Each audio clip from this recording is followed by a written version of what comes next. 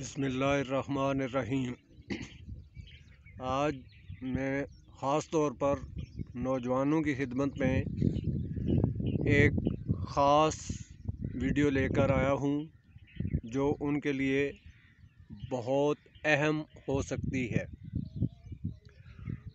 पाकिस्तान और जापान के दरमियान 23 दिसंबर 2019 में एक मुआहदा हुआ था। चूँकि जापान में नौजवान आबादी बहुत कम है और इन्हें मुख्तलिफ़ शोबों में नौजवान वर्कफोर्स की अशद ज़रूरत है, लिहाजा उन्होंने हुकूमत पाकिस्तान से रब्ता किया और 23 दिसंबर 2019 को दोनों ममालिक के दरमियान एक मफाहमती यादाश्त यानी मेमोरेंडम ऑफ अंडरस्टैंडिंग पर दस्तखत हुए,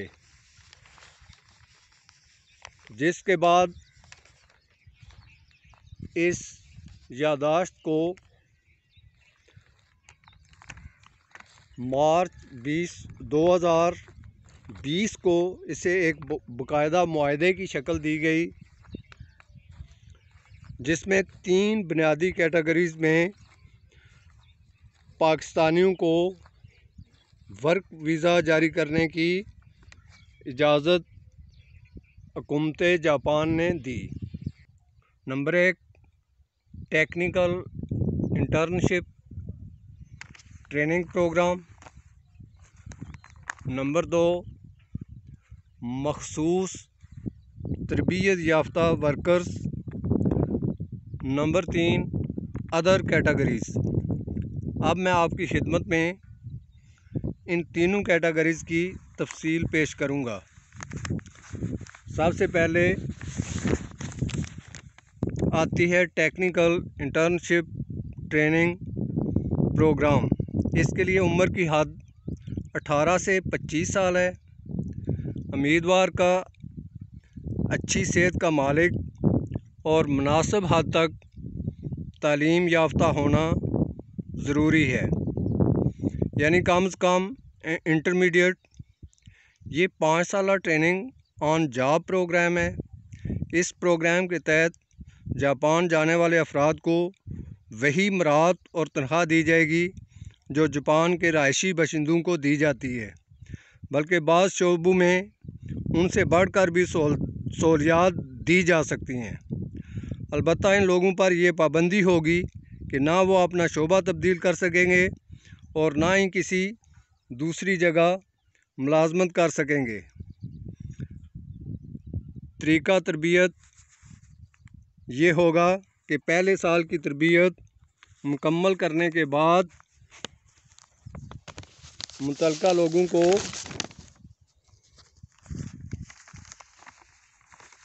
एक सालाना इम्तहान देना होगा। अगर वो इसे कामयाबी से पास कर लेते हैं तो वो अपनी तरबियत जारी रख सकेंगे, वरना उन्हें इस इंटर्नशिप से फ़ारिग कर दिया जाएगा। अलबत्ता हुकूमत जापान ने इस बात की वज़ाहत नहीं की कि आया वो लोग जापान में कोई और काम कर सकेंगे या नहीं। इसी तरह हर साल उन्हें सालाना इम्तहान देना होगा। दूसरे साल में भी वो अफराद जो सालाना इम्तहान पास नहीं करेंगे वो भी इस प्रोग्राम से फ़ारिग हो जाएंगे। अलबत्ता जो लोग तीसरे साल के सालाना इम्तहान में या चौथे या 5वें साल के सालाना इम्तहान में नाकाम भी हो जाएंगे तो उन्हें ट्रेनिंग से अलहदा नहीं किया जाएगा। अलबत्ता उनकी ग्रेडिंग, ओहदे और तनख्वाह पर ज़रूर फ़र्क पड़ेगा।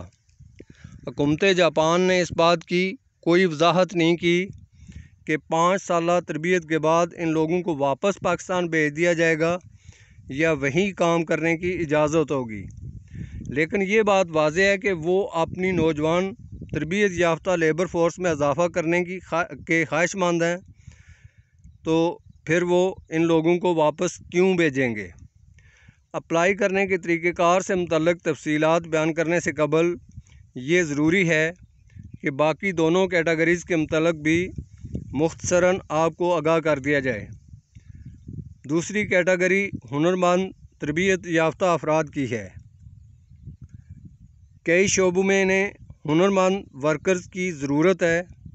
हुकूमत जापान ने जिन शोबों की सरकारी तौर पर निशानदेही की है उनकी फहरिस्त आपके गोश गुजार कर रहा हूँ ताकि आपको पता चल सके कि जापान को किन किन शोबों में हुनरमंद अफराद की ज़रूरत है।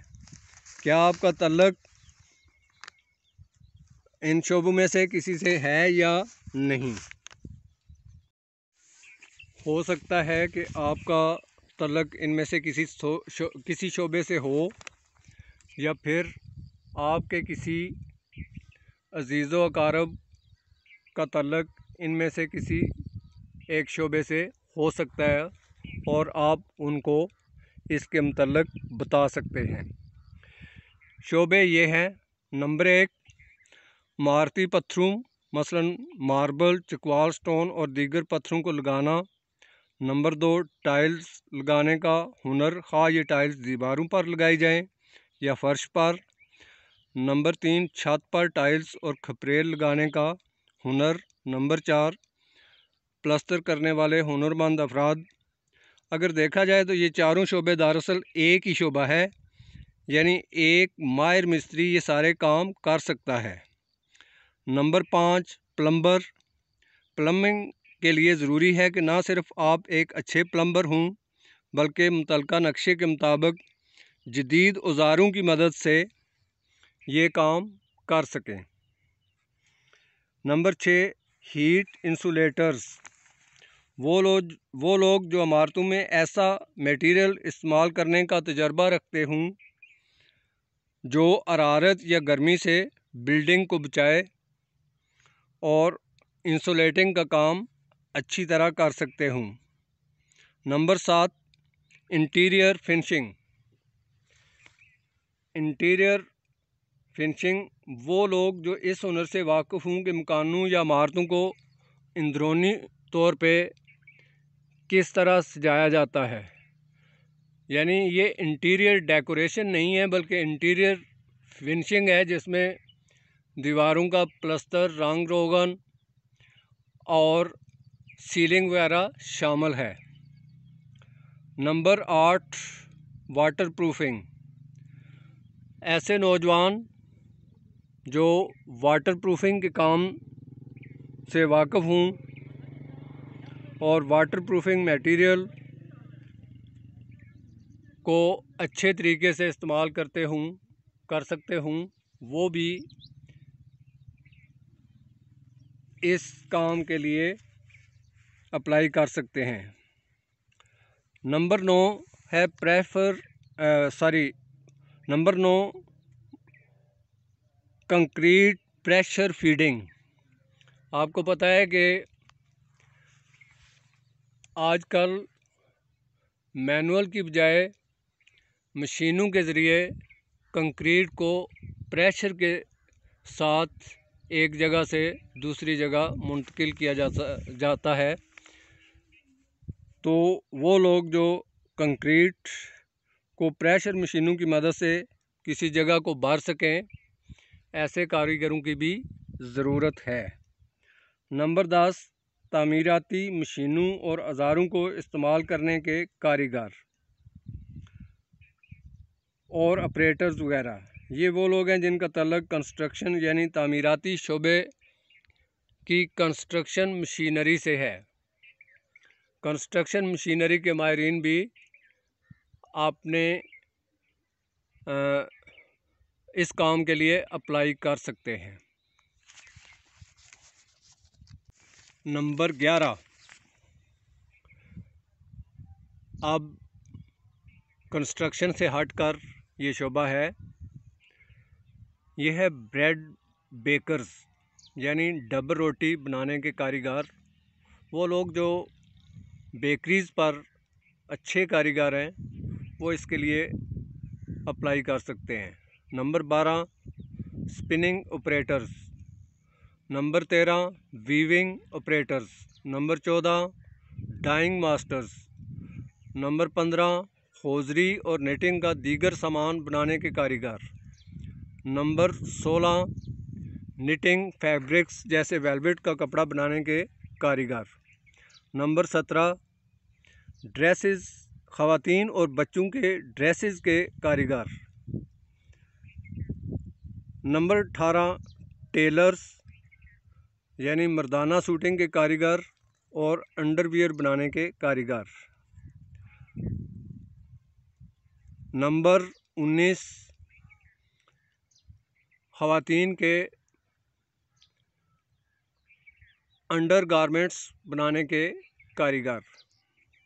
नंबर 20 बिस्तरों के कपड़े यानी बेड शीट्स और तकिए वगैरह बनाने के कारीगर।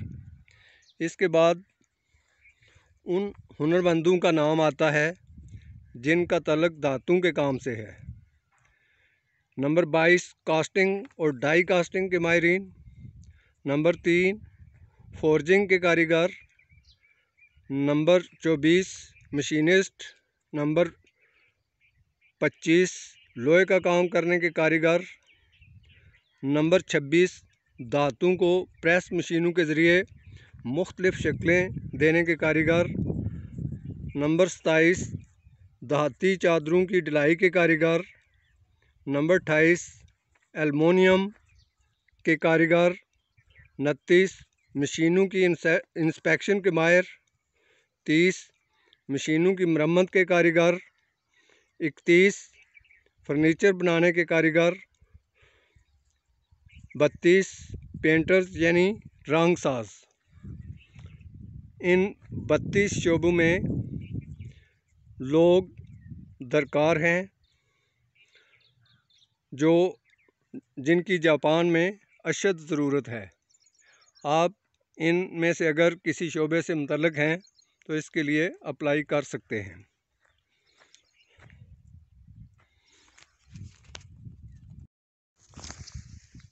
इसके बाद तीसरा शोबा या कैटेगरी आती है। इस कैटेगरी में आला तालीम याफ्ता लोगों को शामिल किया गया है। इनमें डॉक्टर्स, इंजीनियर्स, सॉफ्टवेयर के माहिरीन वगैरह शामिल हैं। ये लोग भी इस मौके से फ़ायदा उठा सकते हैं। अब आते हैं कि अप्लाई करने का तरीका क्या है। वो तरीक़ेकार पेश करने जा रहा हूँ जिसके ज़रिए आप अपनी खिदमात पेश कर सकते हैं।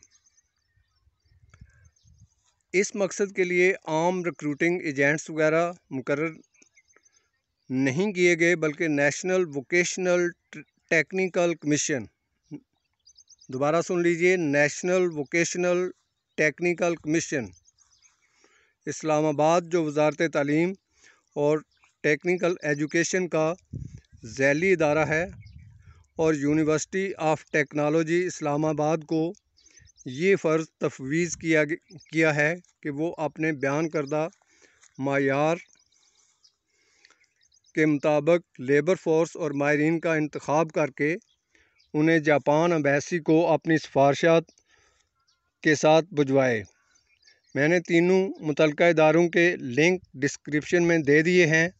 आप ख़ुद इन इदारों से बज़रिया फ़ोन या ईमेल रब्ता करके तमाम तरीक़ेकार की मालूमात हासिल कर सकते हैं। आपको किसी भी एजेंट वगैरह को पैसे देने की हरगिज़ ज़रूरत नहीं। आप ख़ुद इन इदारों से रब्ता करके अपनी जगह ख़ुद बना सकते हैं। मुझे उम्मीद है कि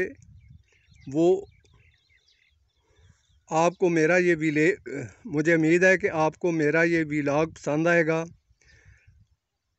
अगर आपको ये वीडियो पसंद आई हो तो मेहरबानी करके वीडियो को लाइक करें, शेयर करें और सब्सक्राइब करें ताकि ज़्यादा से ज़्यादा लोग इससे फ़ायदा उठा सकें। दोबारा आपसे गुजारिश है कि चैनल को ज़रूर सब्सक्राइब कीजिए। अल्लाह आपका हामी व नासर हो। अल्लाह हाफिज़।